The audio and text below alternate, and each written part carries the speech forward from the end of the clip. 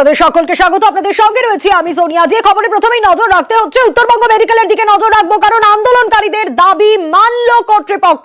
উত্তরবঙ্গ মেডিকেলে অভিজ্ঞদের ঝোঁকায় না, অভিজ্ঞ সহ আরো 3 ডাক্তারের ঝোঁকায় না। যে দাবি জানিয়ে আসছিল আন্দোলনকারীরা, অভিজ্ঞদের সম্পর্কে ভুরি ভুরি অভিযোগ, আর সেই অভিযোগে আন্দোলনকারীদের দাবি মানল কর্তৃপক্ষ। আরো বিস্তারিত এই বিষয়ে অভিজিৎ আমাদের জানাতে পারবে। অভিজিৎ, কি কি দাবি ছিল, এই দাবি মেনে নেওয়া হলো, কাদের কাদের ঝোঁকায় না অভিজ্ঞদের সহ? সোনিয়া, গত বেশ কয়েকদিন ধরেই রাজ্যের বিভিন্ন মেডিকেল কলেজগুলোতে এই আরজিকর কাণ্ডের প্রভাবে যে আন্দোলন চলছে এবং আন্দোলনকারীদের বক্তব্য ছিল যে বিভিন্ন জায়গাতে থ্রেট কালচার, অর্থাৎ তাদেরকে হুমকি দেওয়া হচ্ছে, বিভিন্ন জায়গা থেকে তাদেরকে হুমকি দেওয়া হচ্ছে।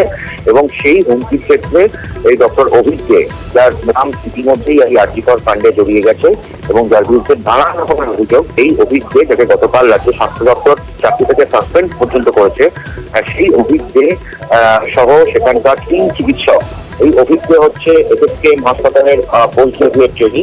অন্যদিকে doctor Shahin Sarkar North Bengal Medical কলেজেরই হাউস স্টাফ, জেনারেল সার্জারি বিভাগের। সোহম মন্ডল ওখানকার ইন্টার্ন, এবং উত্তরবঙ্গ মেডিকেল কলেজেরই আরএমও, নিউরো মেডিসিনের আরএমও ডক্টর নীলাব্জ ঘোষ। এই 4 জন চিকিৎসকের ক্ষেত্রে সেখানে হাসপাতালের ক্যাম্পাসে ঢোকা এবং হোস্টেলেও ঢোকার ক্ষেত্রে সম্পূর্ণ নিষেধাজ্ঞা জারি করা হয়েছে।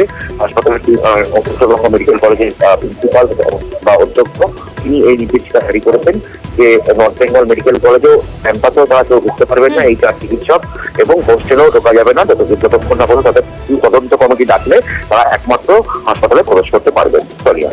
বেশ।